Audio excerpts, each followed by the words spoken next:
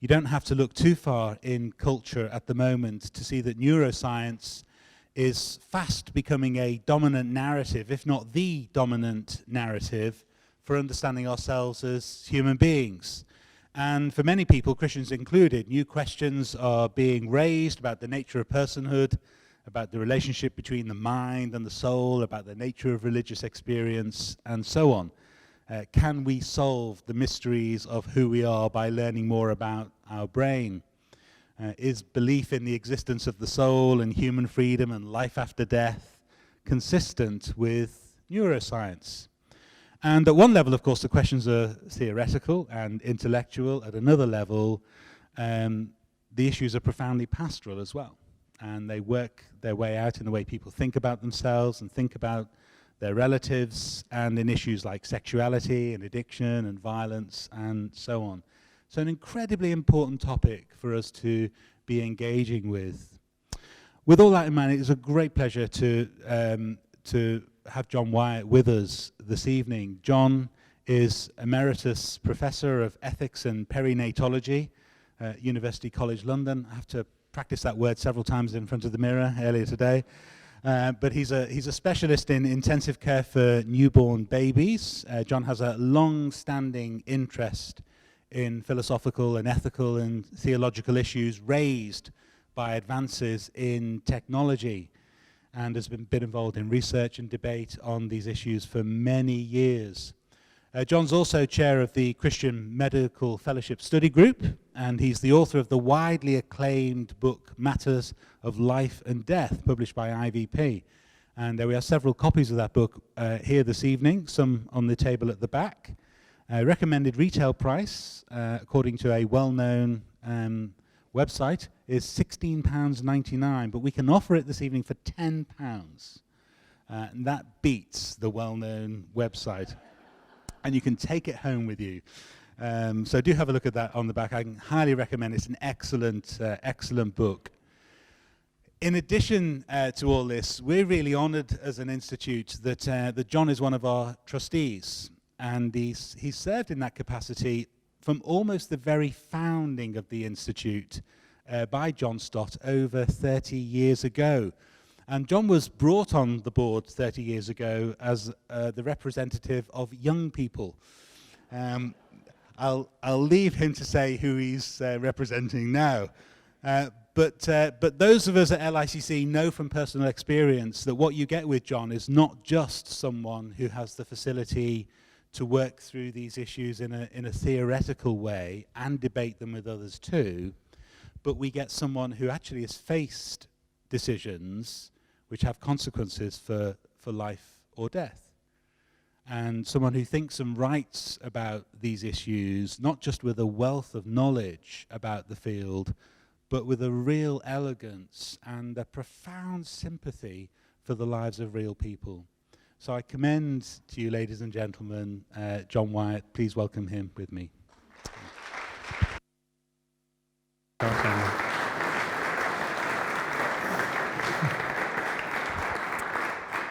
Well, thanks very much indeed for that welcome. I feel slightly overwhelmed, but it's a real pleasure to be here.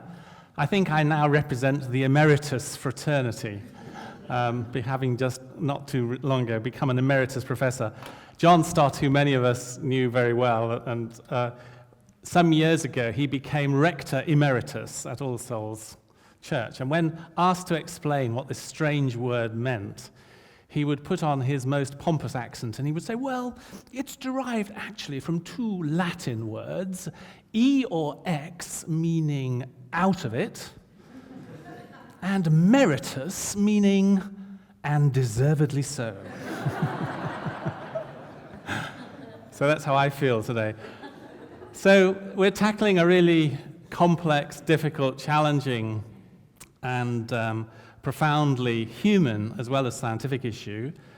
And I'm afraid I have to confess right up front that I don't have any easy, slick answers. If you come expecting some nice, simple Christian answers to deeply complex and troubling problems, then I'm afraid you're going to be sadly disappointed, because I don't have any of those easy answers. And you may feel that you wish to have your money back refund at this point and leave. But I hope that together, as we can wrestle with some of these challenging issues about to what extent advances in science about the human brain, about the nervous system, to what extent they help us in understanding what it means to be human and what it means to be a person, I hope that at least as we think together about some of these new and challenging issues, we can try to understand more the challenges that are facing us. My interest in this area starts not really from a theoretical point of view at all, but from my work, as you've heard, as a baby doctor.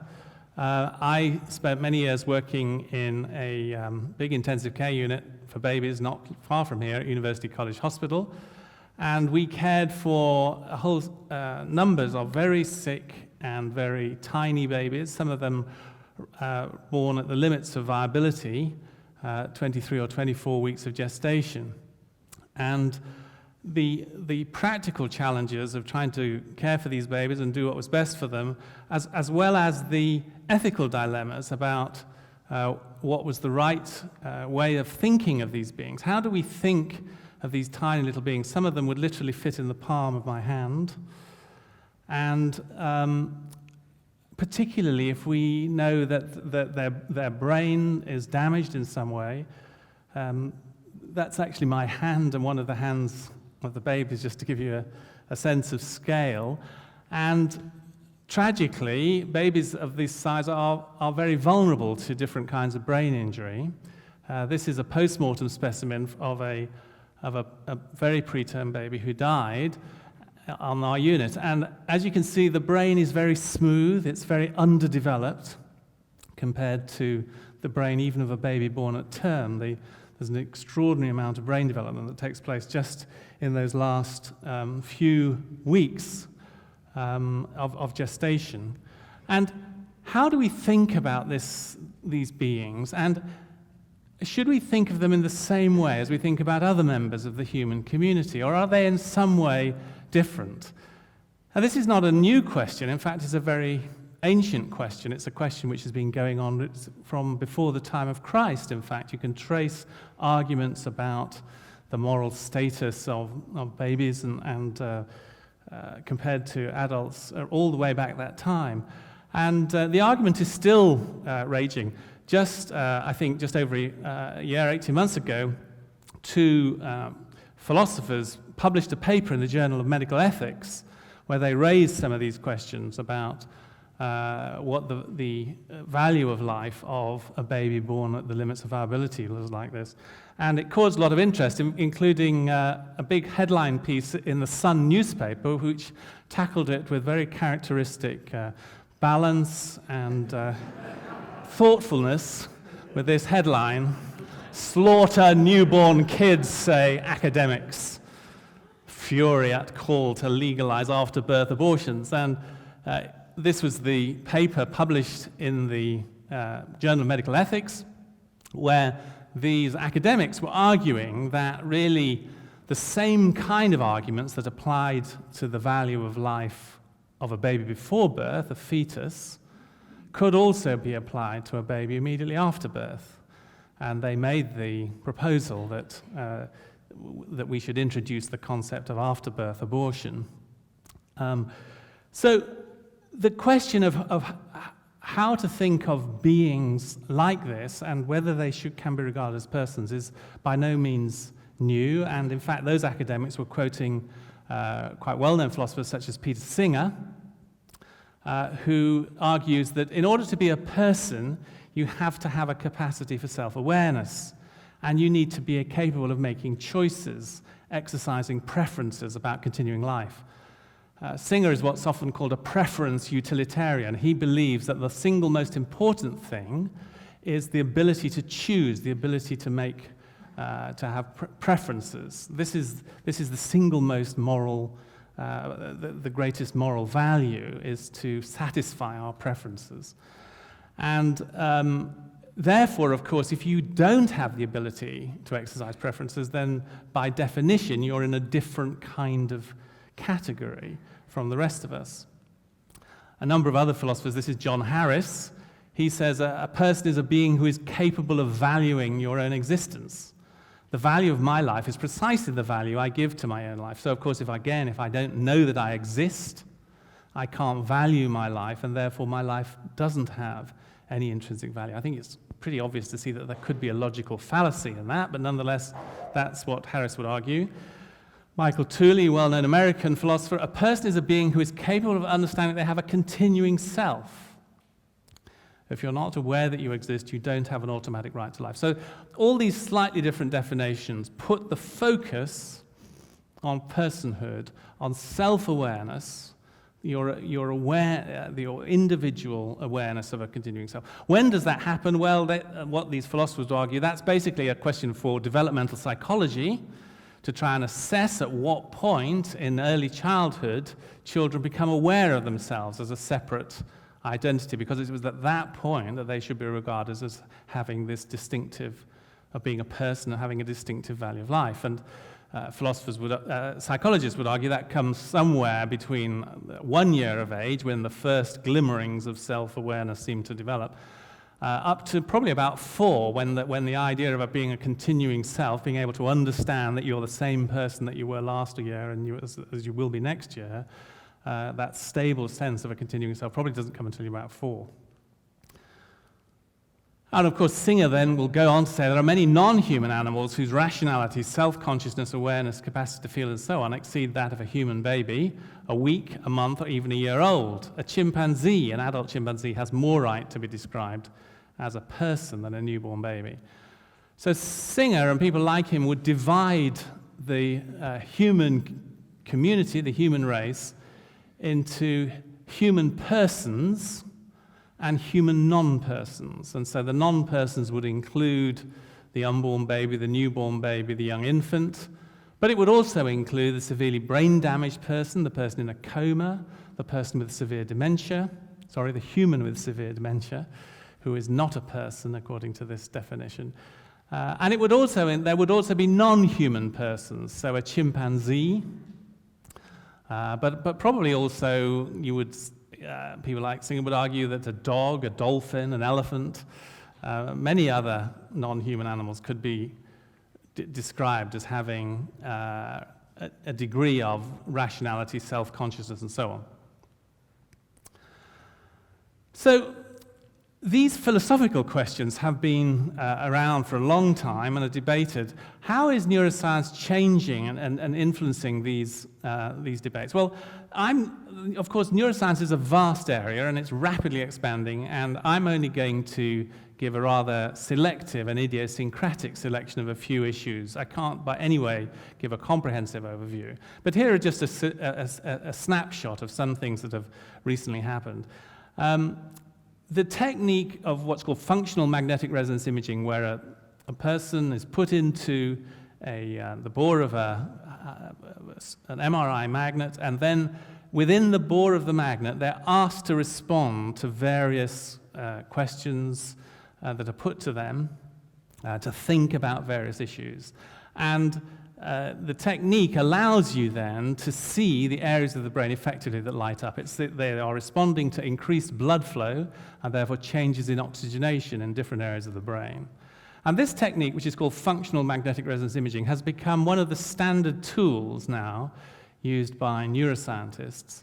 But it's also increasingly coming into clinical medicine. And this remarkable study was done not long ago in Cambridge, looking at a group of patients who were in what was thought to be the persistent vegetative state. In the persistent vegetative state, you have a person who has suffered catastrophic brain damage, such that they're in a deep, unresponsive coma. And they appear to be completely unresponsive. They breathe. They have that's why they're called the vegetative functions. That's where the name comes from, of breathing and metabolism and waste disposal and so on. But they don't have any of the higher cognitive functions. They don't respond in the normal way. And there have been big ethical debates about how we should respond to this. But one of the questions was, actually, is there something going on in the brain, even if it doesn't show itself in any physical way? And so what happened was the studies where a number of patients in the persistent vegetative state were put inside the functional MRI magnet, and then they were asked to imagine various tasks. One of the things they were asked to imagine is that they were playing a game of tennis. Well, you're just asking somebody who's just lying there, completely unresponsive, I want you to imagine that you're playing a game of tennis. And they then compared what happened in the brain with what happened to a control, conscious, normal adult who was asked to play a game of tennis. And lo and behold, in some of them, not by any means in all, but in a small number of the patients with persistent vegetative state, the same area lights up in response to that question. Whereas in the control, where there are no prior instructions, you see nothing lights up. They were then asked to imagine walking around their own home. Imagine you're at your home, and I want to imagine you walking around the different rooms, walk in and out of the rooms. This is what you found in a normal, healthy volunteer, and this is what you found in some of the volunteers. So in other words, remarkably, these people were effectively locked in. They were locked into their bodies, but consciously they were completely aware and alert of what was happening, but they had no way of responding. So this is like an extreme version. One of the fascinating things to me is that what modern medicine does is it takes ancient concepts like being a person, and it pushes that concept as far as you can go. It says, but if you've got this kind of damage, are you still a person? And if you've got this kind of problem, are you still a person? Are you still a person? And this is a sort of extreme case.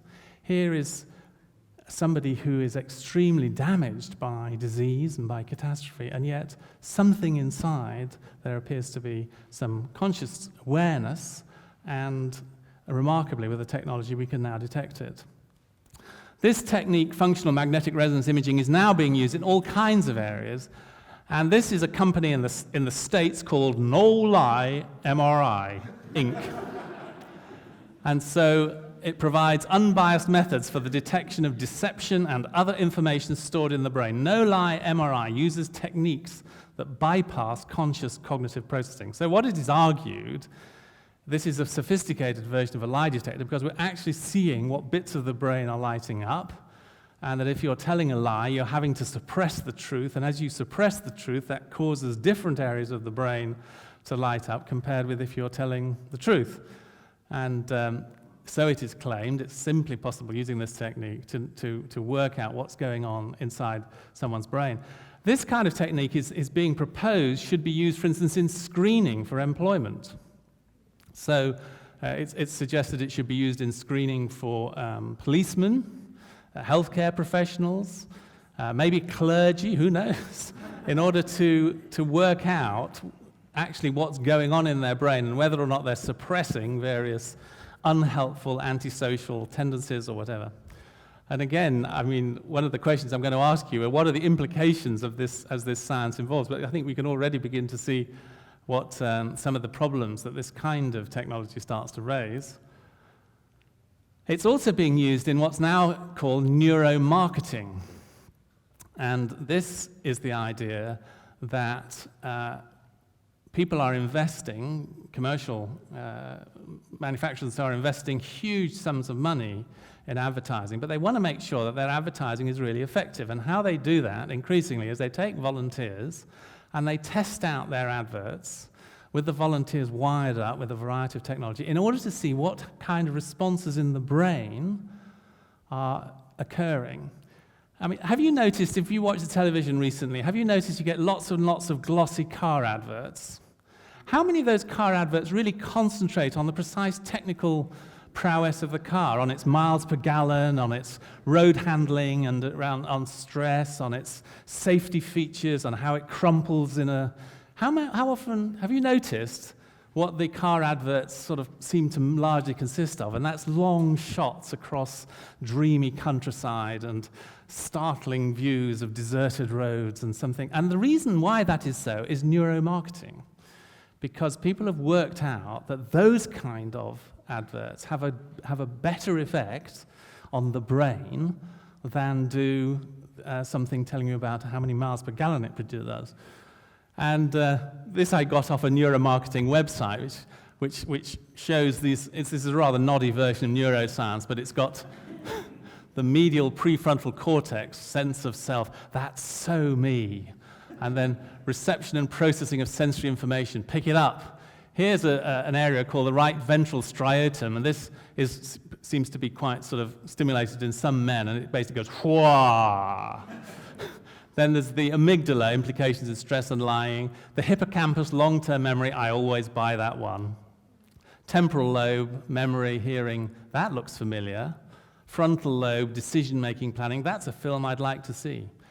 And so, the theory goes, by using these techniques, now you may think that's all nonsense, but I just, again, got on the website, these are the companies that are using these techniques at the moment, and you probably can see some fairly recognizable names of the people who are paying big money in order to see how their adverts are, what kind of brain responses and stimulation are happening in response to different kinds of adverts and so on.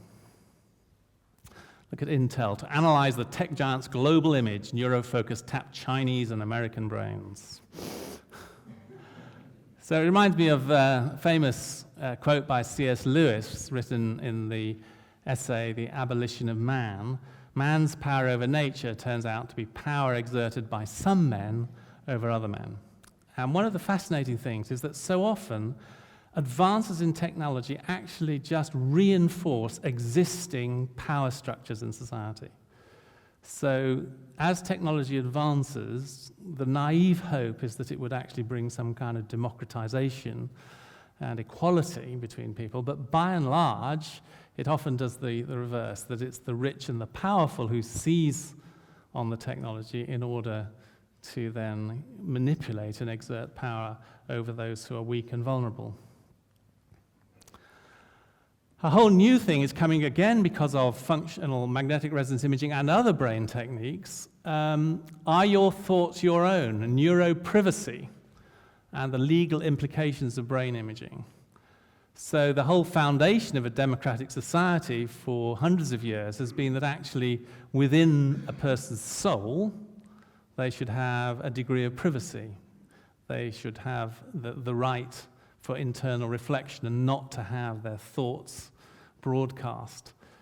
What technology seems to be questioning and at least starting to open the possibility is that it might be possible to actually to record not just from a volunteer who willingly sits in a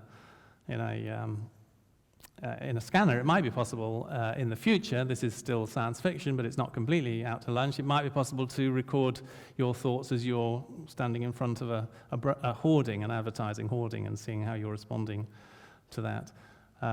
So the implications, again, there are a lot of people who want to know what's going on in your brain, and if the technology can provide that, then this will be will lead to new issues about privacy, neuroprivacy.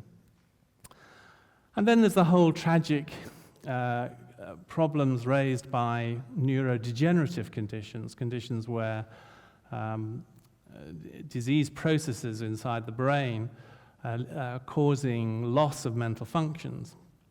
And a lot of neuroscience work is being put into Alzheimer's disease and other neurodegenerative conditions in order to try and understand what these degenerative processes are.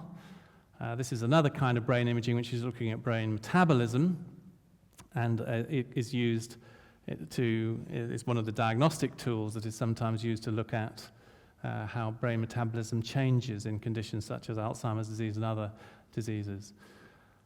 And of course, as we know, the predictions of what the numbers of people with Alzheimer's disease and other forms of dementia are really quite startling. So these are predictions for the UK, 800,000 2012, 1 million in 2021, 1.7 million in 2051. And this is because of an aging population and projecting forward what might likely happen.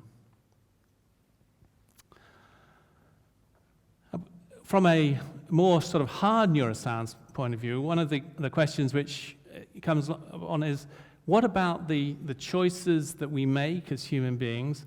Are we genuinely free to choose, or are we in some kind determined by what is happening in our brains? it's interesting, again, in the history of ideas, determinism has been around for a very long time. Determinism, again, can be traced all the way back before Christ to some of the early Greek philosophers, like Epicurus and so on. And determinism has taken many different forms, but the basic idea of determinism is that human beings are basically puppets. We dance on strings. Now, what those strings are to which we are dancing will vary, and there have been all kinds of different kinds of determinism over the ages. What's the new, I think, is this new phenomenon, which is neuroscientific determinism. The idea that is again that we're puppets, but the puppets we are dancing to are basically the reactions and the processes that are taking place in our brains. And amongst a group of neuroscientists, by no means not all neuroscientists, but among a significant group of neuroscientists, this is now becoming the orthodoxy, the idea that fundamentally all our behavior, all our language, all our thoughts, all our emotions are fundamentally programmed and determined by more basic processes going on beneath our conscious awareness and conscious control. Susan Blackmore, a well-known neuroscientist, was commented on this. There are three interlinked issues here: self, consciousness, and free will. I think they're all illusions. Matt Ridley, there is no me inside my brain. There is only an ever-changing set of brain states, a distillation of history, emotion, instinct, experience, the influence of other people, not to mention chance. And this slightly more cynical comment: the most profound thought of man is simply an exchange of potassium for sodium, which is what happens inside each brain cell. That's the fundamental chemical reaction which causes brain cells to work. And Francis Crick, well known for winning the Nobel Prize, Crick and Watson, in his later years he moved from DNA to study the ultimate riddle of consciousness, and he wrote a book called The Astonishing Hypothesis. And what is the astonishing hypothesis? You, your joys and your sorrows, your memories and your ambitions, your sense of personal identity and free will are in fact no more than the behavior of a vast assembly of nerve cells and their associated molecules. I was reading a website amongst neuroscientists once, and recently, and one of them mentioned this book and said he thought it was a very good book. The only thing that was wrong with it was its title, because frankly, it wasn't astonishing at all. It was absolutely obvious common sense. So it's interesting how ideas, just in the space of 20 years or so, can change from being astonishing to being received wisdom, that this is what many people think. Not surprisingly, there are a group of neuroscientists very interested in religious beliefs. And this paper published quite recently in a very prestigious international scientific journal, The Neural Correlates of Religious and Non-Religious Belief. The interesting thing is that the first author is Sam Harris. You may have come across that name before because he's one of the new atheists. In fact, he's one of what is sometimes called the four horsemen of the non-apocalypse. And so he's been very trenchant and outspoken in his criticisms of Christianity in particular and of religion in general. But he's also a neuroscientist. And why is Sam Harris doing this study in which he looked at the nature of religious beliefs among religious believers and also about beliefs about the world and other things? And his argument was that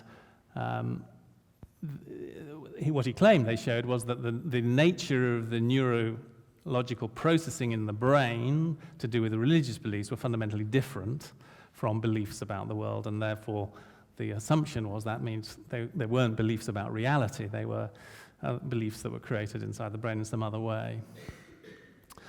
So determinism, this idea that I'm programmed, of course, is a very two-edged sword, because if I'm determined as a Christian believer, if my beliefs in Christianity are determined by these processes, these basic neuronal things going on in my brain, then of course the same is true for the neuroscientist.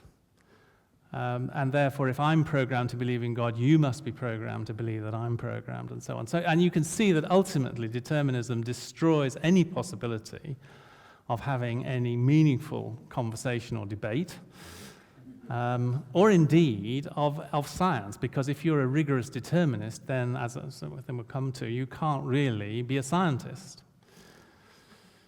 Nonetheless, determinism is a very widespread belief. It's interesting that Charles Darwin, in the early days of working out his own evolutionary theory, in a letter, it's a famous letter he wrote to a friend, which is called The Horrid Doubt. And this is what he said: "But then with me, the horrid doubt always arises whether the convictions of man's mind, which has been developed from the mind of the lower animals, are of any value or at all trustworthy. Would anyone trust in the convictions of a monkey's mind, if there are any convictions in such a mind?" And this is a very big problem. If basically our brains have evolved by natural selection, then basically our brains have evolved to give us a slight survival advantage on the African savannah. And no doubt our brains have done that within this evolutionary story. They've helped us to escape from saber-toothed tigers slightly more effectively than those who had smaller brains and so on. But there's absolutely no reason to think, if our brains have basically just evolved to help us to escape from saber-toothed tigers, to give us some kind of evolutionary fitness, our ability to pass on our genes to the next generation, there's absolutely no reason to think that our brains will be any good at anything else, like working out the fundamental laws or rules on which the universe is based. In fact, it's been very unlikely that that was the case. I'll come back to that, but I also just want to mention another very influential experiment which was done by a neuroscientist called Benjamin Liebe in the States, and it was first published in 1983. And it was a rather strange experiment. What he wanted to do is to see what was going on in the brain when you just asked volunteers to press a button, but they could choose at what time they wanted to press the button. They were completely free. He gave them a button to press. He wired up their brains, and he said, "I want you at some point to choose to press the button. You're completely free. You choose when you press the button." And then he rigged it. I won't say exactly how he did it because it's irrelevant, but he rigged up a way of working out when you first chose to press the button. So he asked the person to report exactly when they chose to press the button and then the point at which the button was pressed. And we saw what was going on in the brain. And this experiment has been repeated a number of times. It's always given similar kind of results. Here is time going along like here in milliseconds, so it's very, very fast. This is the point at which the button was pressed. This is the point at which the volunteer says, "I have now chosen to press the button." And this is what's going on in the brain. And what they have shown is that something starts happening in the brain as much as half a second in this case, 550 milliseconds, but a considerable amount of time before the point at which the person chooses to press the button, or at least that's how it's been interpreted. And of course, that means that although this volunteer in his naivety thought that he chose the point freely when to press the button, in fact, his brain had already made the decision to start pressing the button, and he then just became aware of the fact that he had decided to press the button. But his brain had already made that decision. And of course, that has been used widely, and experiments like that widely, as apparent scientific proof that our feeling of choice is an illusion which is created by our brains, and that this may have some kind of survival advantage to have the illusion that we're choosing. But in fact, our brains are doing for us anyway. So this is really the philosophical position that consciousness is, to use a technical term, epiphenomenon. I'm going to just divert into a little bit of mind-brain philosophy. So if you want to switch off at this point and are really not interested in these long words, that's absolutely fine. I'll tell you when to wake up in a bit. But this is something called consciousness as an epiphenomenon. In other words, things are coming in through our eyes and our ears. Then they go into our brains, and our brains are whirring away, and then things start to happen. We start to respond and speak and move and all that kind of stuff. And all this is going on and on around here, and then there's new inputs and new things. It's all going on. And meanwhile, stuff comes into our conscious awareness, which is like the froth on top of the neuronal processing. But notice the arrow is only one way. In other words, what is going on in our conscious awareness, in our minds, is simply a reflection of things that are going on deep down in our brains. And therefore, that's why this word that consciousness is an epiphenomenon. It doesn't have any direct engagement in our actions. And this is sometimes also called the hard physicalist or materialist position. After all, the brain consists of chemicals, of matter and energy, and there's nothing else inside our brains. And so all this weird thing we have of feeling that a conscious awareness and that I'm choosing the words to speak to you, and that you're choosing to come here to listen, all of these things are illusions. These were all fundamental brain processes that were going on, and this sort of illusion we have of having a conversation is just some kind of bizarre accident almost of our evolutionary function of the way we evolved. It's a very bizarre way of thinking. The more you go into it, the more bizarre it is. But nonetheless, that is actually one of the dominant ideas of the way the world. Now, an older view of the relationship between the mind and the brain, which goes all the way back to Descartes, is what is usually called substance dualism. And here, the idea is that the whole world is made out of two different kinds of stuff. There's physical stuff, brain stuff, and that has exactly what we've already talked about, all this stuff going on. But then there's a completely different kind of stuff, which is the realm of the mind. And that realm of the mind operates in a completely different kind of reality.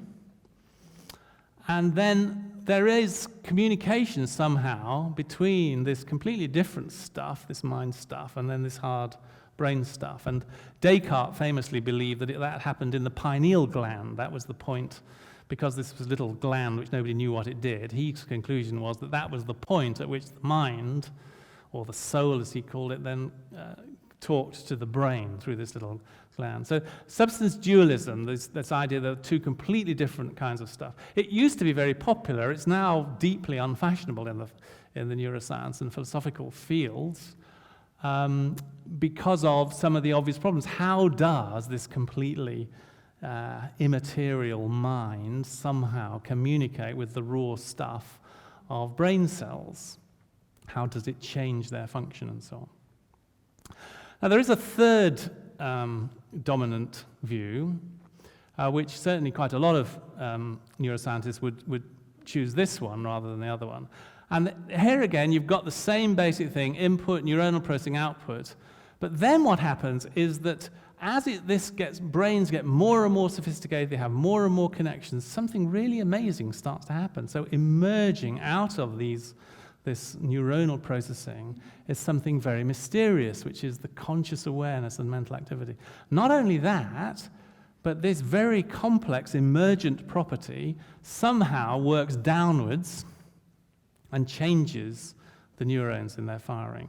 Now, exactly how that works is a matter of great controversy and debate, and philosophers and neuroscientists go through enormous great lengths to try and work out how these systems work. At root, it's a physicalist, a materialist view. In the end, there is nothing there inside the human person except the processing, but emergent out of that comes these new novel phenomena, including consciousness and so on.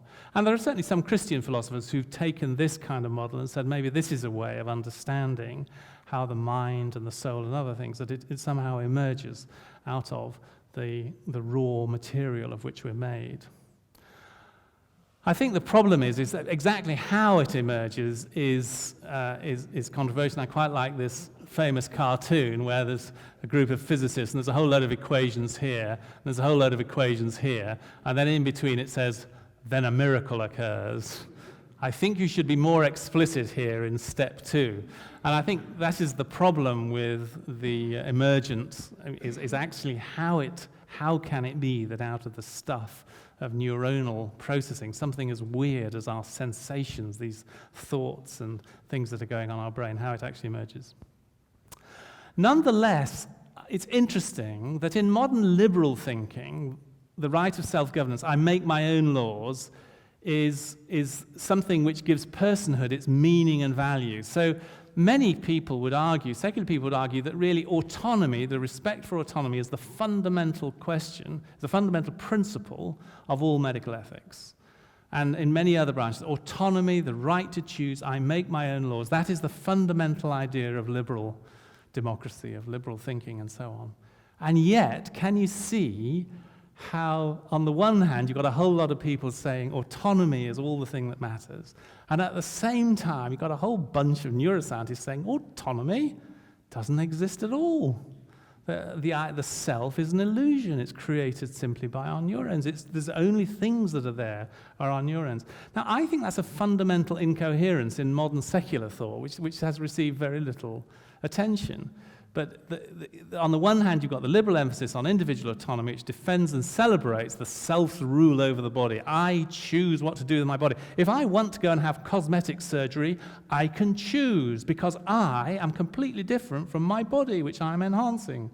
But hang on a minute, what is this I? Well, it's just being created by another part of my body, by my neurons, which are whirring away. So one part of my body is then deciding that I'm going to enhance other bits of my body. Does that make sense? I just want to sidestep and say there's one reason why a lot of artificial intelligence people like this model is this suggests is that there's no reason why all this sort of stuff should be human. Because if, as this kind of stuff gets more and more complicated, all this wonderful stuff appears, then exactly the same could happen in a computer.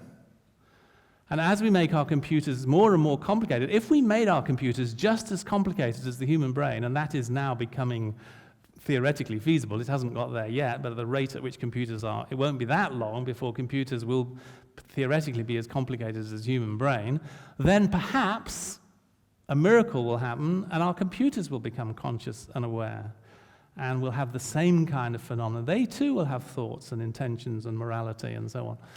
And so this kind of understanding is pushing the idea of robotic technology and artificial intelligence. Alan Turing, a very, very famous computer specialist who was really one of the great pioneers of modern computer technology, at the end of the Second World War came up with a thing called the Turing test. The question he was asking is, can computers think? And he said, the way to answer that question is basically to have a man typing questions into a teletype, which was what they had then back in the 1940s, and behind the wall you've got this wonderful computer and you've also got a human being. And the person types on the teletype, you gets answers back. If the person here cannot tell whether it's actually come from a person or whether it's come from a computer, then at that point we have proved that computers can think, because to all intents and purposes, the computer is now thinking. Now that was, when he did that, was all, this was all way in the future. There is an annual competition to see whether the Turing test can actually be achieved, and so far that it hasn't happened, and people are predicting how long it will be before you really couldn't tell. But there's a new twist to that, and that is this extraordinary thing where people working in robotics have an extraordinary desire to make clones of themselves, robots who are in every way identical and indistinguishable. So in this photograph, there are 3 human beings and there are 3 machines. And the idea is that these machines are increasingly going to replace human beings. In fact, I heard a rather cynical statement that in the future community, human beings will be divided into 2 categories: those who are good at working with intelligent machines and those whose jobs are replaced by intelligent machines. So you have your choice. You either get good at working with intelligent machines or you will be replaced. And it seems to me that if robotic technology had advanced to such a state that you couldn't be sure whether the real John Wyatt was here giving the lecture, or actually I'm back at home watching the television and I've sent my robot, and if sitting there you couldn't actually be totally sure which was which, then I think it's another version of the Turing test, that something very strange and remarkable has happened, that we are now able to simulate, using artificial intelligence, what it means to be human. So, I'm going to have a short break now, and then I'm going to just finish much more quickly with some Christian reflections and responses. But I'd like you to turn to your neighbors and just reflect on what you've heard and on some of these issues. How do recent developments in neuroscience and brain imaging change the traditional social understanding of what it means to be a person? Does it make any difference, what I've just been talking about? And will a society which includes intelligent machines and robotic companions and carers change our understanding of what it means to be human and the value of human relationships? If anybody wants to throw in some initial reactions or thoughts or comments. Stunned silence. Thank you. Right, thank you. I was thinking earlier on today about relationships, how even little children, not even, but little children like to have friends as well as people who love them, like grandmothers. and they will, acknowledge a grandmother and move away and play with these little friends. So they like different kinds of relationships. So when I was talking about this, I was thinking, well, perhaps we could have, we'll have a relationship with a robot, and it'll be different from our relationship with human beings and friends, human beings who love us and friends. Thanks. So an optimistic thing, really, that it just will add in a new dimension to relationships. But see, there are people saying that in many ways a robotic companion could be preferable to a human one. I mean, I kid you not, there's a book called Love and Sex with Robots, which is basically a long eulogy of the benefits of robot wives and how they can be programmed to meet your every needs and fantasies.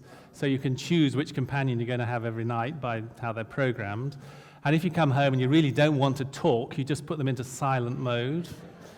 And lots of advantages. You can always go out and get a new model. I mean, and seriously, people say, there are a lot of people who say human relationships are so demanding and so difficult, and I'm afraid I'm just not good at human relationships. And, I've caused a litany of disasters in my relationship so far.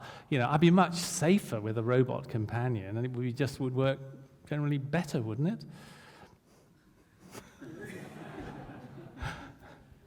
My wife is sitting at the back, so I have to be a little careful about what I'm saying.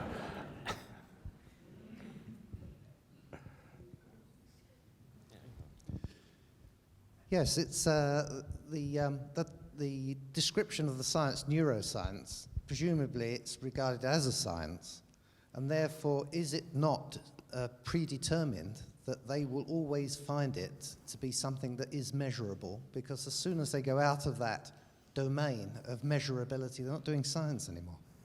Yeah, no, thank you. That's a very helpful comment, and I'm sure you're absolutely right. And this idea that science is an entirely neutral activity has been extensively critiqued, and the philosopher Polanyi is one of them who has emphasized the fact that we all of us start with a certain knowledge, a certain way of understanding, and as you say, if you start with a grid that says by definition there is nothing about being a human being which can't be explained by matter and energy, by physics and biochemistry and so on, then you're going to come to conclusions which would be different if you start from a different presupposition. And I hope we can see how if you start from a different presupposition, which I think is where the Christian worldview starts, then you come to different conclusions. There's a question from someone on live stream. Oops. There's a question from Jay Lensbury, who's listening on Ustream. He says, a big question is, what in fact does get undermined if machines do become as intelligent as you've mentioned? Is it either the idea of being human being undermined by the fact that we can therefore create people, or is it the power of God that gets undermined because we create a thing with as much sanctity as human life? Gosh, that's a really good question, and I don't have an answer, but I think the question is really insightful and helpful. And I think it would be true to say that people in this field, including believers, Christian believers, probably differ between those who do take a fundamentally optimistic view, who feel that that it's God himself who has allowed human beings to develop the science and the robotics to the point at which we can create beings who are like ourselves, at least superficially, who simulate ourselves, and that this is basically part of God's plan for human society, and we should accept it and rejoice in it, and the new opportunities that it will lead to, versus the more pessimistic view that sees the simulation of humanity as something which is potentially has an evil element that, of course, in biblical theology, it's the evil one who is the great counterfeiter, the one who simulates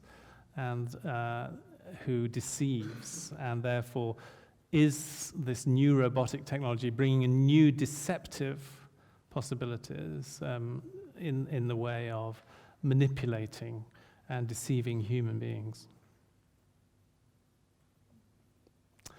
I'm going to carry on. As I say, there's going to be more chance for discussion and debate, but just in the last 15 minutes, I want to give a different perspective. And the first is that, which I've already alluded to, in order to do science at all, you have to have certain beliefs, and some of those beliefs are beliefs about the human mind and brain. So you have to believe that the human brain, it's possible for the human brain to work out the fundamental rules on which the universe is based.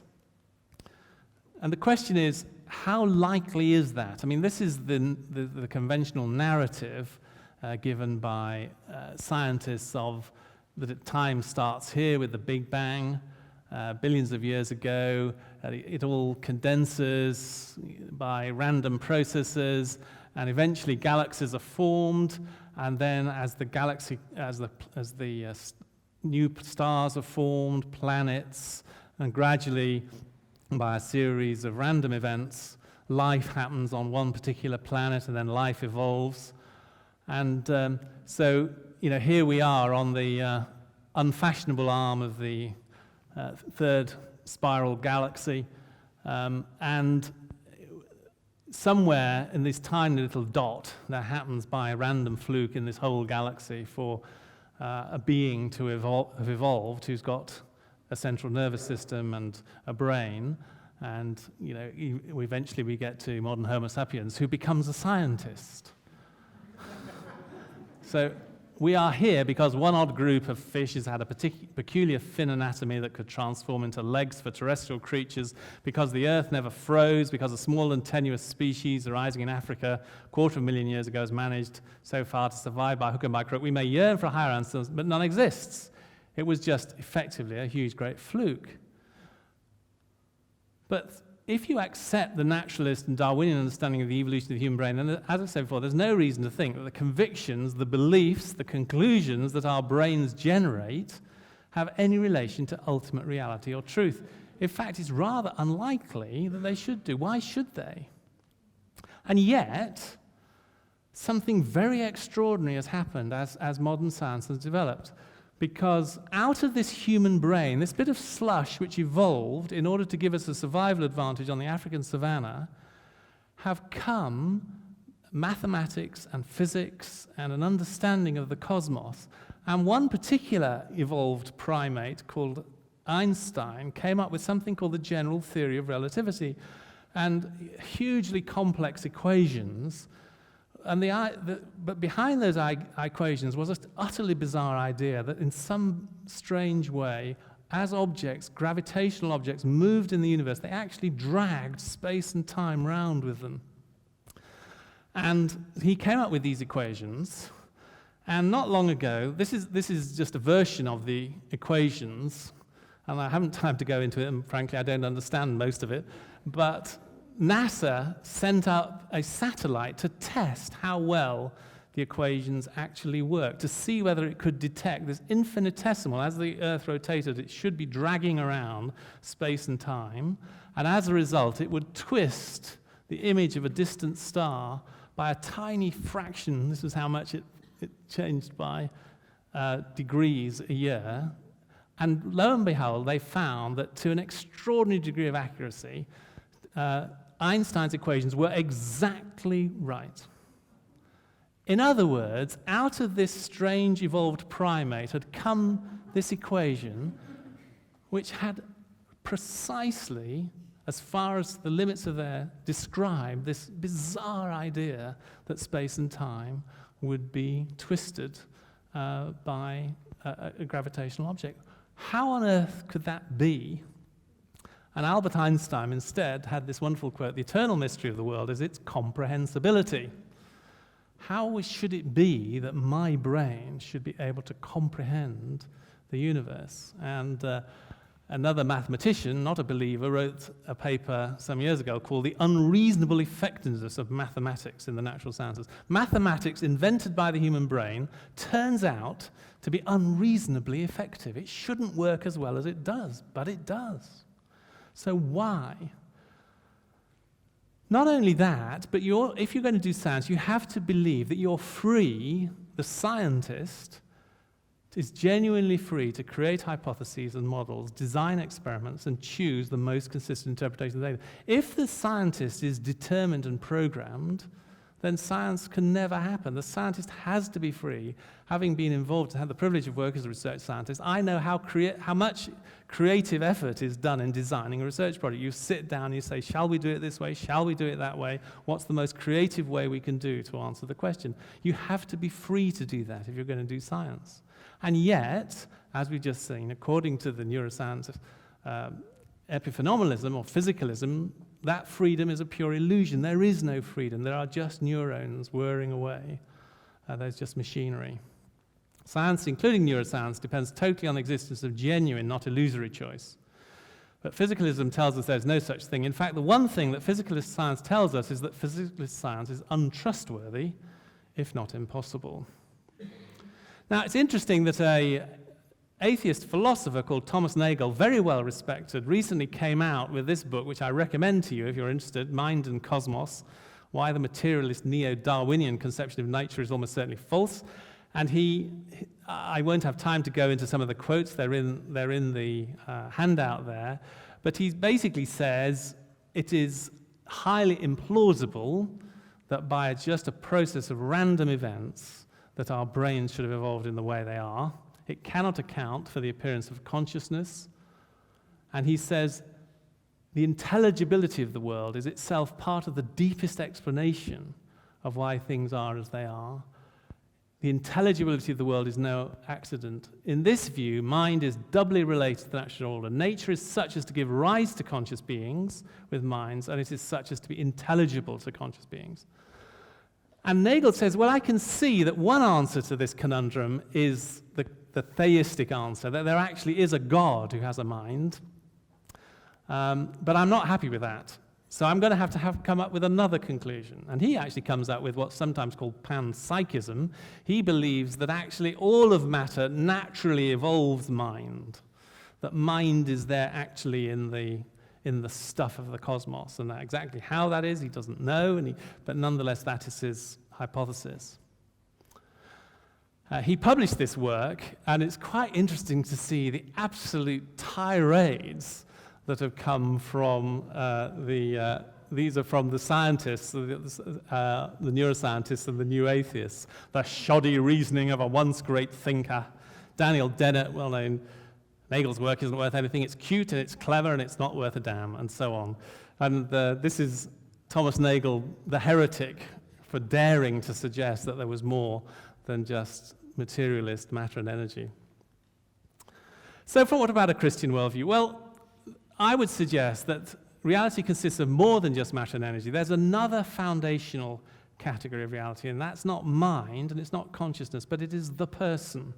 It is the personal. And so in the scientific way of thinking, there's me, this strange evolved primate, and then there's it, there's everything else, which is basically matter and energy.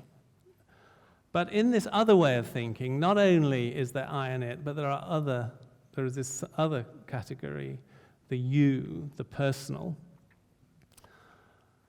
And there are many implications that come from that. But just suppose here is a scientist, a materialist scientist, and he comes across an interesting piece of yellow with some black on it, and he analyzes, using physics and his scientific ability, he analyzes the absorption characteristics of this particular pattern. And he's using physics, he's able to come up with a complete description of the absorption patterns that he comes. But actually, if you draw back a bit,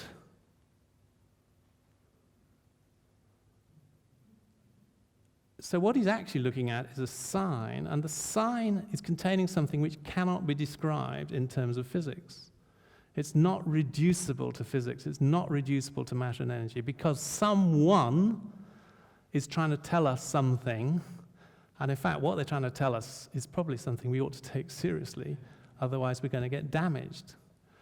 So that is an illustration of how, if you are a materialist, basically a materialist who believes everything can be reduced to matter and energy, cannot explain the content of that sign, because it's more than physics. It's about persons. Persons are communicative. Here's another example. Suppose you are a female zoologist, a biologist. Your special work is classification of plant specimens, and you use the latest science, DNA analysis, and so on.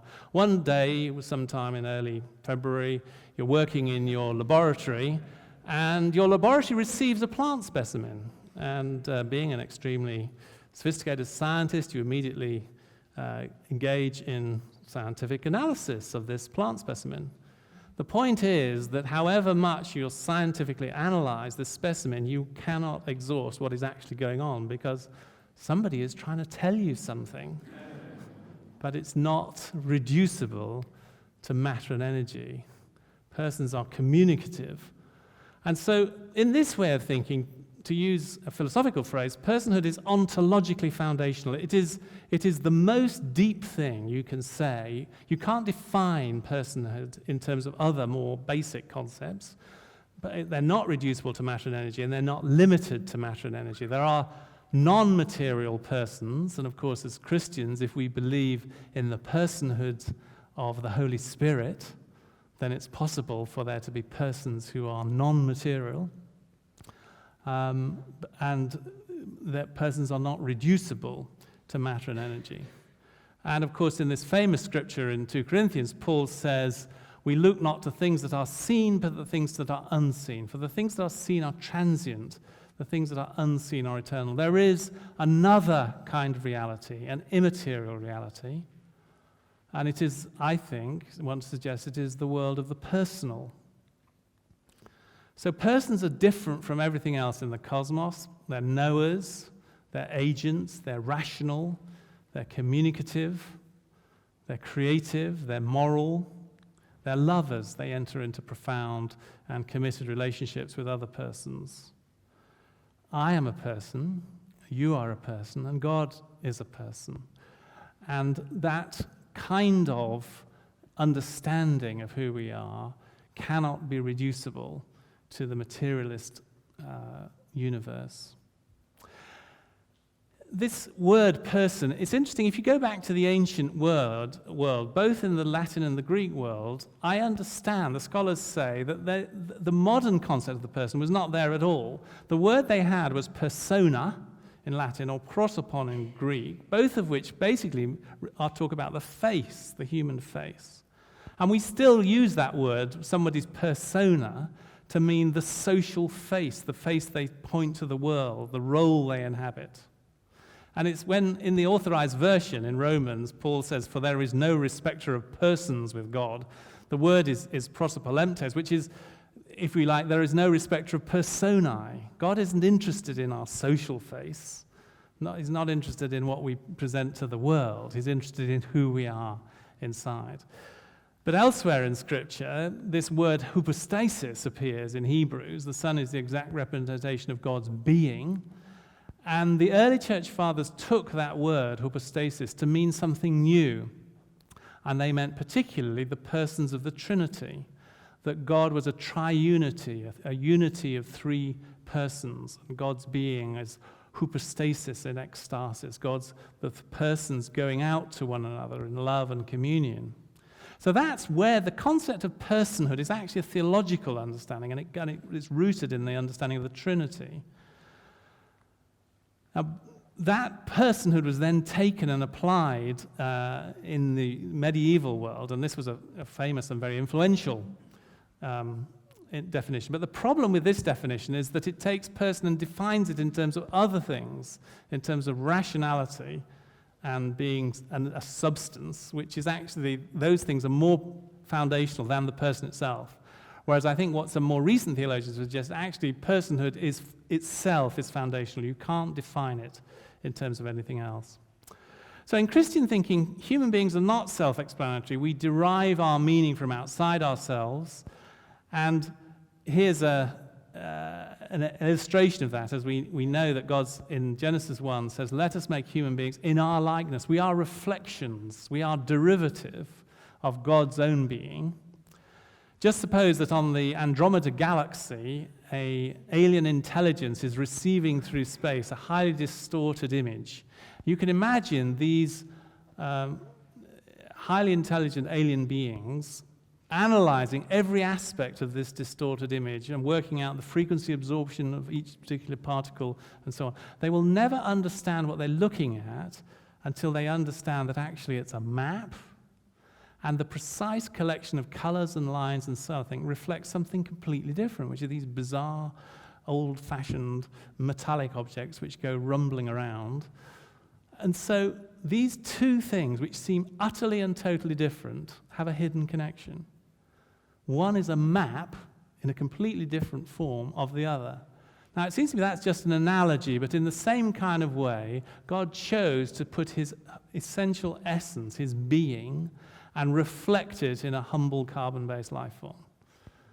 And our nature maps onto the ultimate reality of God. And therefore, you will never understand what it means to be human, our human identity, unless you understand that in some way we map onto a different reality.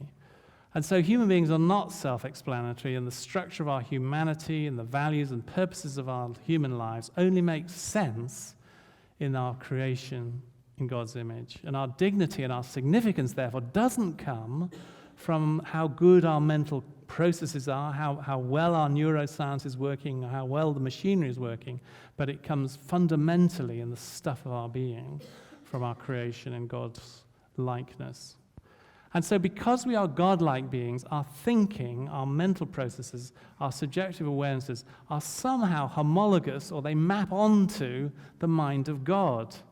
And that's why there is a link between Einstein's brain and the way the cosmos actually is, because the way the cosmos actually is comes from another mind, the mind of God, the Creator.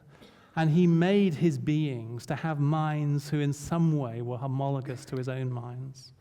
And that's why this unexplained link between this strange carbon-based life form and what's going on between the ears and this amazing universe in which we live. And as Johannes Kepler, the well-known astronomer, said, I am thinking God's thoughts after him. So there are two thinkers here. There is the God, the thinker, who thinks first of all in creating and establishing and upholding the universe, and then the human thinker who comes along and who is able to parallel the divine thinker. And so if it's true that personhood is fundamentally foundational, we are constituted by our relations. That's what the early church fathers said. They said that the Father could not be a father unless there was the Son. And the Son could not be the Son unless there was the Father. The very nature of the Father is constituted by the existence of the Son. The very existence and nature of the Son is constituted by the existence of the Father. We are constituted by our relationship, and they said that was true within the Trinity, and then in some sort of more limited way, the same is true for us. we too, because we reflect God's image, are constituted by our relations. And therefore, to be a person is in some sense to participate in the very life of the Trinity itself. So whereas Descartes put everything on rational thinking, I think, therefore I am, it seems to me that a Christian Trinitarian alternative is to say, you love me, therefore I am. And this is a picture of little baby Christopher, a baby with very severe genetic abnormalities because of a trisomy condition, a genetic abnormality, who had a very short but significant life. He was born at All Souls a number of years ago. He lived for a few months, but he touched so many lives despite these very severe abnormalities and so on. Because although the philosophers, such as Peter Singer, would dismiss baby Christopher as somebody who was sub a person, who was, in fact, he touched as a person as we engaged in relationships with him. And after he died, he was the same size when he died as when he was born. But somebody, a friend of his parents, Alan and Verity, said, you know, Christopher couldn't grow, but he helped other people to grow. And therefore, in the Christian understanding, even the weakest, even the most vulnerable, even the most damaged are still persons. They're still held within the community, but ultimately within the nature of God himself. And therefore, love is a way of saying to a person, it's good that you exist. It's good that you are in the world. That's what God is saying to each one of us. The very fact that we exist is because God is saying moment by moment, it's good that you exist. It's good that you're in the world. And it's something that we need to learn to say to one another, it's good that you exist. And what about the person with dementia? What about the one who is disintegrating? Well, I think the wonderful message that seems to me that Christianity says is that whatever happens in the chances and the contingencies of life, whatever happens to my brain, to my conscious experiences, my thought processes, my memory, my personhood is secure in the eternal knowledge and the covenant love of God himself. I will always be me, whatever happens to my brain. I am held secure in the unchangeable reality of God and his purposes, which stretch from before the foundation of the world to the future life of the ages.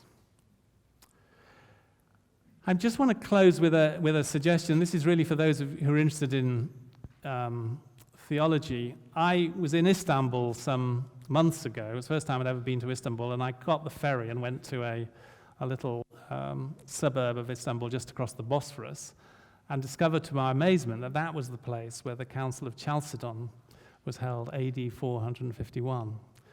And the church fathers and bishops from around the known world and the universal church got together and wrestled about how to formulate their understanding of the nature of Christ. How can Christ be fully God and fully man at the same time?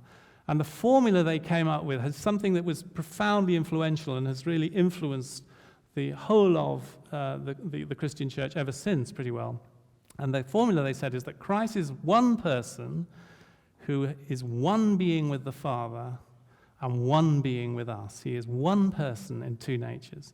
Now, I just wonder if there is some kind of analogy between that and our understanding of the relationship between the material aspects of what it means to be human and the immaterial aspects. Of course, these analogies are dangerous, and there's a difference between Christ, who is unique, and human beings who are mere reflections. Nonetheless, I just wonder whether there is some analogy there that we are one person who has both a physical nature, the neurons, the chemicals, the machinery that we've talked about, but has an immaterial nature, the person who is the other aspect, which is ultimately known to one another and ultimately known to God and held secure in God. So I put that as a hypothesis. Thanks so much for listening. There's going to be a break now and then a chance to respond, and do please write down any questions. Thanks so much.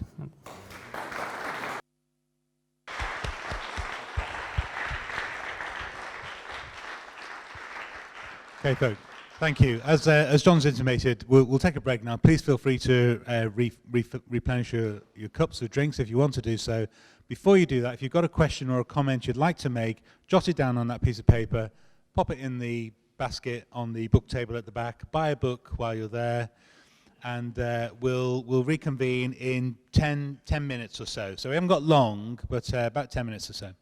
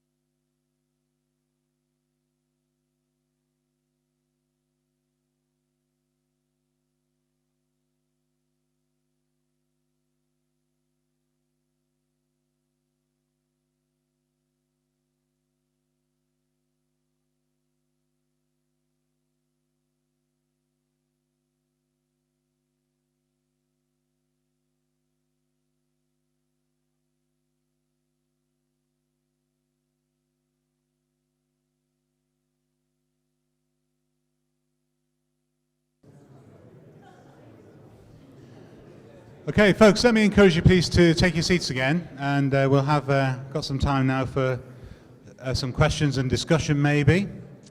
It's 8:05. Our hoped for time to end is about 8:30. We may drift slightly beyond that, but not too much beyond that. But if you need to go at 8:30, please feel free to leave. I've had a number of questions that have come via written comments. Thank you very much for those. We won't be able to deal with all of them, and some of them actually are quite technical, and you probably knew that you were asking quite a technical question when you asked it. So if it's not asked, do feel free to approach John afterwards to ask the particular question that you've asked. We've tried to gather a number of the questions in particular areas, and we'll give some time for the floor as well. I would ask again, please, if you would just wait for the microphone to come to you. That way we can all hear what you've got to say, and those who are tuning in via live stream can also hear as well. I should also say that we've also got some questions, comments from live stream viewers as well. So, John, there's a whole bunch of questions here around about when does personhood start, does it end, and so on and so forth. An issue around about when do we become a person, conception, birth, at some point afterwards. What about after death? When can we think about when we became persons in evolutionary history, and so on and so forth? So thoughts around those sorts of questions would be very, very handy. Well, just a few little issues there, just to dash off. The whole question about when does a person start is of course an issue. I'm often asked a question, when does human life begin? But of course that isn't the right question, because whatever it is at the very earliest stages in the womb, it's clearly human and it's clearly living. So the issue is not about human life. The issue is about personhood. When is there a person who deserves to be protected and treated as a person? And this is a very complex and controversial issue, and one of which Christians who I deeply respect have differed about this. If I may be given for a brief plug, in my book Matters of Life and Death, at the back there is a chapter called When is a Person, which really addresses that issue in detail. But if you don't want to spend the money, the short answer is that I don't know, but I feel but I feel we should play safe. So therefore, how do we respond to uncertainty? And I feel that my principal response, the Christian response to uncertainty, is to play safe. And therefore we should treat this being, even from the very earliest stages in the womb, as though they were a person. It seems to me their personhood is only known to God. Everybody in this room at one stage was a single cell, a microscopic cell the size of the dot, just visible by the human eye. And that was you. And God knew it was you, and he was calling you into existence.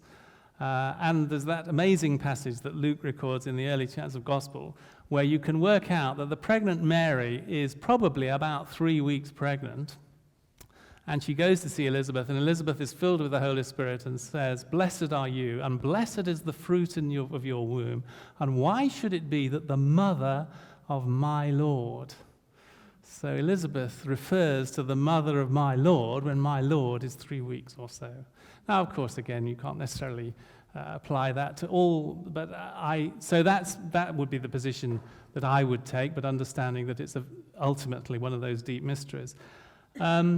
About the other end of life, it seems to me that if my personhood is held in God's knowledge and love, then even when my memory has disintegrated, and that's happened to my mother, tragically, who had a very severe form of dementia, and we lost the ability to communicate with them almost at all. Just occasionally we could sing hymns together, and some of the old hymns of her brethren past, and the authorized version, readings from the authorized version, she would respond to. But most of the time, she was lost to us. But I still believe that she was known to God and held in his loving arms, and by God's grace that we will meet again. So her personhood is secure in the presence of God.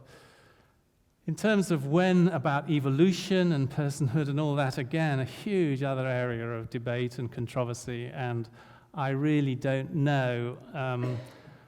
I think, again, I know that there are many different Christian perspectives on evolution, and I don't really want to get into that now, but I believe that at some point in human development there was an original, a man and a woman who were made in God's image, and were, although they were biologically derived from other hominid species, they were in that sense unique because the imago Dei, this immaterial aspect of their being, became reality. And again, how that happens, I find extremely difficult to conclude. But that would be, I think, that would be the conclusion I'd come to.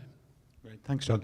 Let me throw it back to the room on this particular issue, this particular issue of where personhood starts and ends and so on and so forth. Did anyone have any questions from the floor around this particular issue? Nothing else at the moment, but this issue, or any other comments or reflections on this one?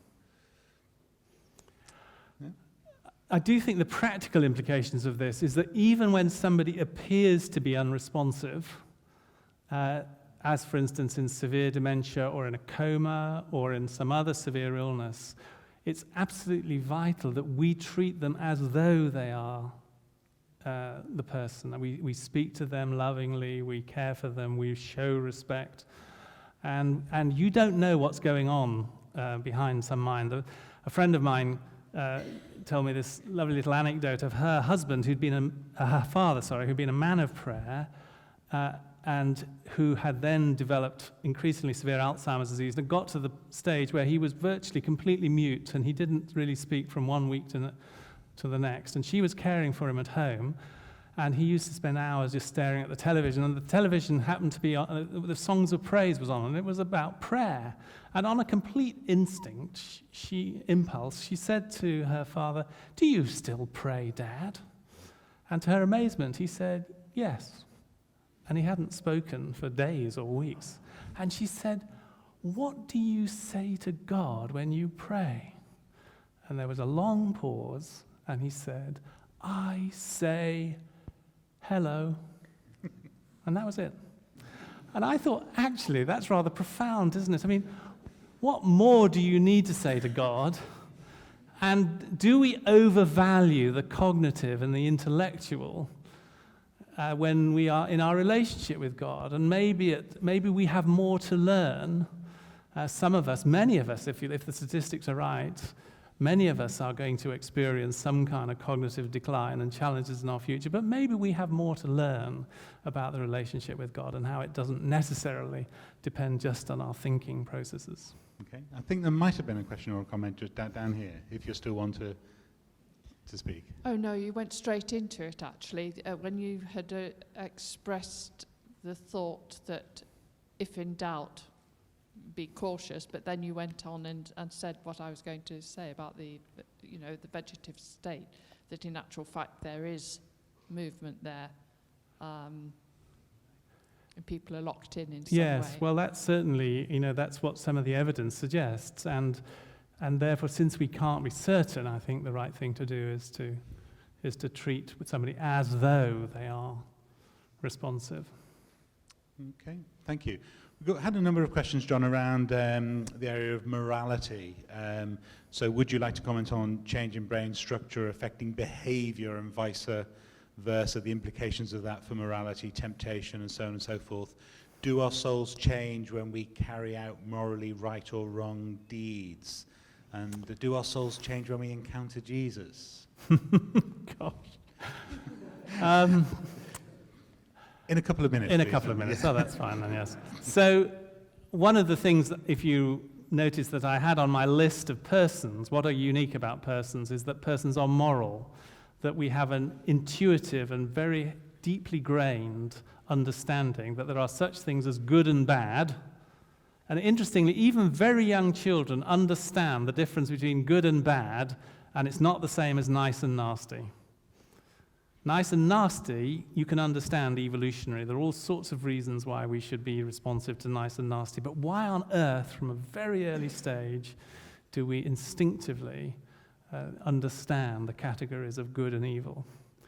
And I think that's part of our personhood. It's not something that can be explained entirely in a physicalist way. It's part of this immaterial way in which we reflect the image of God, and therefore this whole issue about how brain processing affects our ability to do right and wrong is highly controversial and debated at the moment. There's a whole new area now which is called neuroethics, and it's how can we hold people responsible and accountable for their actions if actually it was caused or at least heavily influenced by processes within their brain which they were not in conscious control of. And it's likely that in the future neuroscientific evidence is going to be introduced into law courts and all these kind of debates about, the brain image and so on. So a very difficult area. But I think it is interesting that within the materialist, physicalist understanding of the brain, morality is actually a puzzle. It's quite hard to come up with an evolutionary or materialist understanding of morality. People do. There's a neuroscientist called Patricia Churchland who, if you're interested in that kind of area, has written a book about the neuroscience of morality and who argues that it's all to do with attachment at a fundamental level and to do with chemicals such as oxytocin, which are released, and that our understanding of good and evil really come out of these kind of basic processes. But I think from a Christian perspective, we see that the ultimate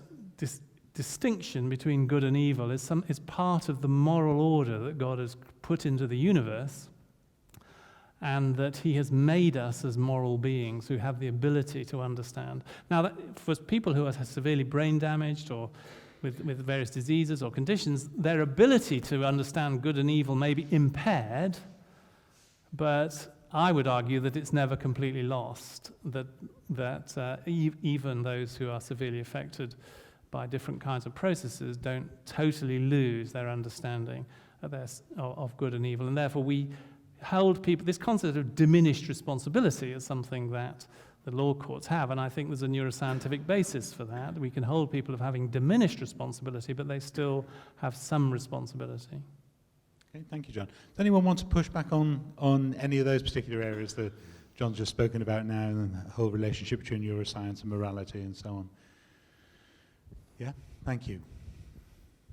Thank you for a brilliant speech. One of the things that I was worried about was the idea that you had to do, that science, can I just look at my notes for a minute? Sorry. That science couldn't depend on illusory choice, that it had to be a real choice. Mm. I think if you took a determinist point of view, a totally materialist point of view, you could say that science does depend on no choice at all. The science, like everything else, is determined. And what I wanted to go on to say was that that the whole view of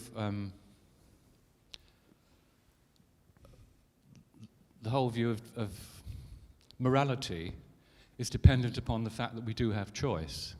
If everything is determined materially, whether it's determined psychologically or chemically or neuroscientifically, if it's determined, we have no choice. Therefore, there is no morality.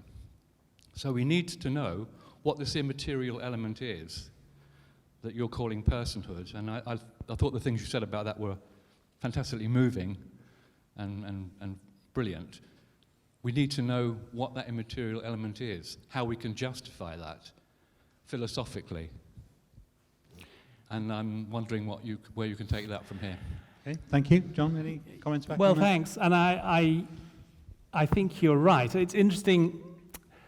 I think trying to come up with a consistent philosophy of personhood is, of course, profoundly difficult, and it's interesting how when Thomas Nagel comes up with anything which is even slight, he just comes up with outside the mainstream orthodox physicalist position, he's immediately treated as a heretic, and so it's actually very difficult, I think, for philosophers to tackle these questions in an open-minded way because of the force of certain, of a scientific orthodoxy. The interesting thing is that intuitively, I think we do all have a sense of personhood, and it comes very early on. The difficulty is providing a consistent philosophical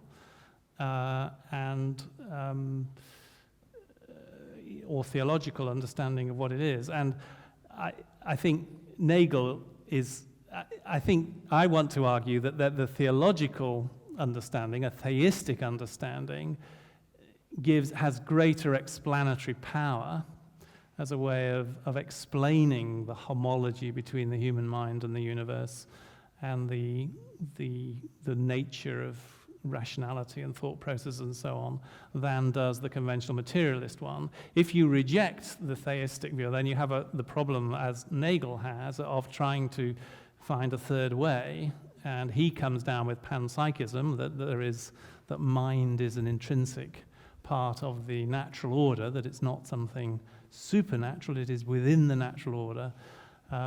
But I think, there are obvious problems with that as well. Okay, John, thank you. The number of questions revolved around the issue of the constitution of us as human beings. So the Bible talks about body, soul, mind, heart, spirit, and so on. How are we to understand that in terms of our understanding of personhood? How does that fit with one person, two natures? And similar question within Christian understanding that a person, a soul can exist without, is it within a Christian understanding that a person, a soul can exist without a material body? How does that relate to resurrection, for instance? And then on top of all of that, our understanding that God is spirit, those who worship him must worship him in spirit and truth. So what's going on here with spirit and soul and mind? Again, in a couple of minutes, please. Okay, fine. Well, I think a lot of that comes under the heading of what I would call biblical anthropology. And it's interesting, it's an area which I think is very underdeveloped. And perhaps one of the things for those of us who are interested in biblical studies and in the biblical writings is to feel that this is an area that needs greater work and development on trying to understand the biblical anthropology. I think many biblical theologians, and here I'm speaking as a humble baby doctor, what do I know? They feel that Greek dualistic ideas of the Greeks, so the Greeks were profoundly dualistic, especially Plato, so they divided the world into the physical and then the world of the spirit, and it's this world of the spirit and the forms, which was important. And they imposed, what happened is that very dualistic understanding of the universe was imposed on the reading of the scriptures, so that when people read about the soul in biblical writing, they immediately thought of the Platonic soul, this immaterial thing that lived forever and could never be destroyed and so on. And I think other biblical scholars have stressed the fact that, which I personally agree with, that particularly the Old Testament understanding of the human being is much more holistic. It's not dualistic. It sees the person, the human person, as a single entity that has physical, mental, relational, and spiritual aspects. But there is fundamentally just one being. And I think that is a profoundly biblical and Christian insight, that the holistic understanding of the person is not a new phenomenon of the New Age. It's actually a deep-rooted Hebraic and biblical understanding. And that's, in a way, what I'm trying to retain when I'm talking about, because it's interesting that the Chalcedonian Council had the same desire to resist dualism. It would be far too easy to divide Jesus down the half and says that he has a half of him is God and half of him is man, and he's just two halves somehow spliced together. That would be the obvious Greek way of thinking. And they said, no, he is one person. And so they came with this formula, the one person in two natures, and the whole triunity understanding of the one and the three and the one and the three and the three leading to the one is, again, resists this simplistic dualism. So I feel that that we need together as a Christian community to try to read the scriptures. I mean, this again, what John Stott said was that we understand the modern world in the light of the scriptures, and we understand the scriptures in the light of the modern world, and that's part of what double listening is. And so part of it is trying to understand those ancient Hebraic concepts of the nephesh, the soul, and the ruach, and the spirit, and the sarx, the flesh. That's the Greek, not the Hebraic. But understanding these ancient Hebraic biblical concepts in the light of this modern understanding of neuroscience and so on. I think that's a very urgent task, and I hope that LICC and others will be part of that ongoing conversation. John, we're nearly out of time. I've got one more question I'd like to ask you, but you mentioned you had some recommended reading. Yes. And it might now be a good moment to mention that. So I'd just like to, I've got them also, that one you've already heard about. This is Thomas Nagel. So a very interesting read, quite accessible, and very interesting to see. It's quite refreshing I think it's refreshingly honest, because he just talks about his doubts that the traditional explanation of random events could really explain all that we know about what it means to be human. This is a book written from a Christian perspective. Malcolm Jeeves, very well-known professor of psychology, neuroscience, psychology and religion, illusions, delusions, and realities, about human nature. This is a Christian philosopher and a neuroscientist. Did my neurons make me do it? And this is really an attempt to provide the emergent understanding of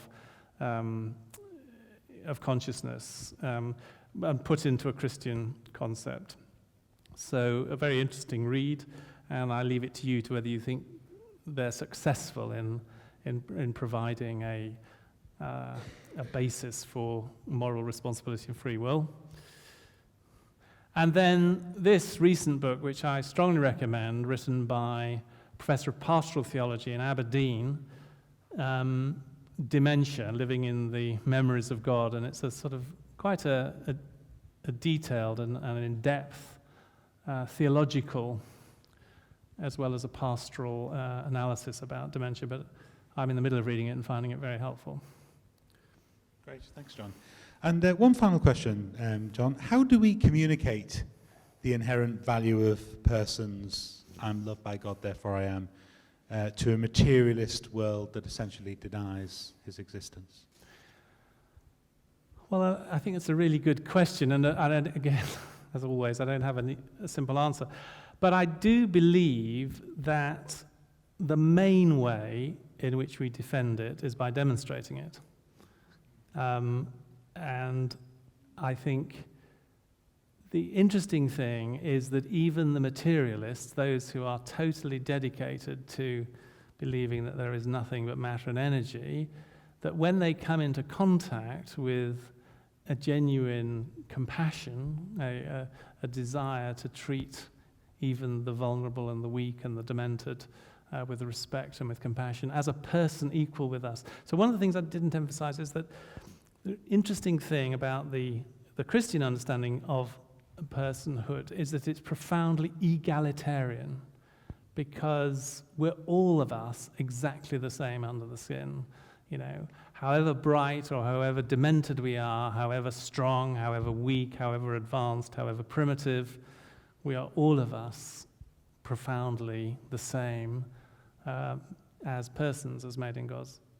And I think this understanding, therefore, that to say love is a way of saying it's good that you exist, it's good that you're in the world, demonstrating Christian personhood is in the way we treat one another, in the way we treat the people who are disabled, weak, with dementia and so on.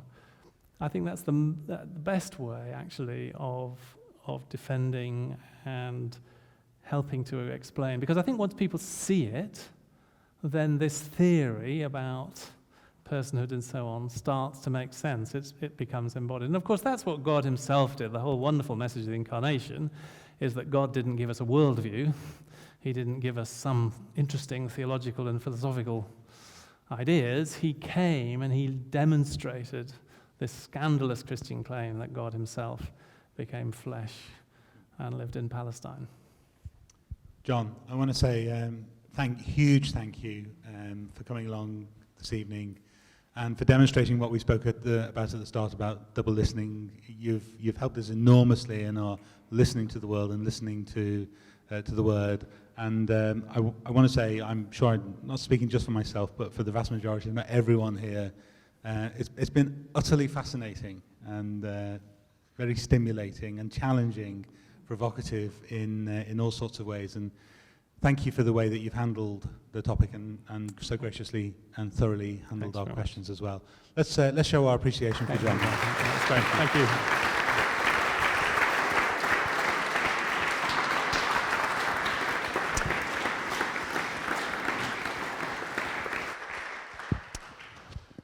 The chances are you came this evening because you saw the event mentioned in one of LICC's weekly emails, but if you didn't, and if you'd like to keep in touch with us as an institute to be notified of future events, please fill in one of the cards that was left on your chair. If you're on Facebook, you can connect with the institute that way, and likewise with Twitter.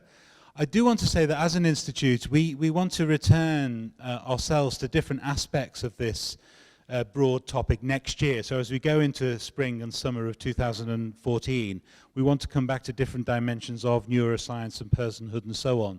So do keep a lookout for future events in this particular area. More immediately, you might like to know that 3 weeks today, 25th of November, our work forum here at LICC is holding an event aimed particularly at 18 to 30s on the issue of sharing faith at work.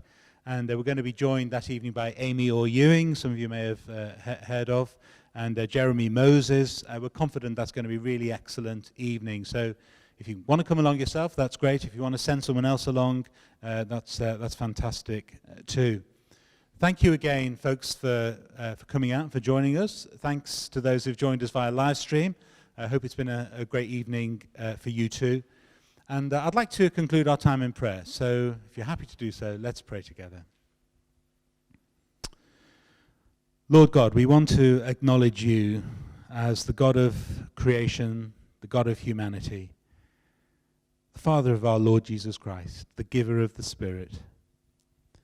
And we want to acknowledge that when you save us and call us as disciples, you call us to a total way of life, as total people, made in your image, and then remade in the image of your Son, Jesus. And we ask, Lord, that we might never lose our connection with the Lord Jesus Christ, with who he is, with all that he has done for us and does for us, and the significance of that for us as his followers, and for your calling on our lives. We want to give you thanks, Lord, for John, for his family, for his life and work, and we ask that you'll strengthen his arm for all that he does. Continue to give him your wisdom in his ongoing work, and may he continue to show the love of Christ in all his dealings with others, as we've seen evident even here this evening. And we pray, Lord, not just for ourselves in this room and those who are watching via live stream, but for all your people. That, Lord, you will be pleased to give us a vital and increased energy to be those who seek to make a difference in and for the world, because we're so convinced that Christ has made all the difference to us. And we ask it in his name. Amen.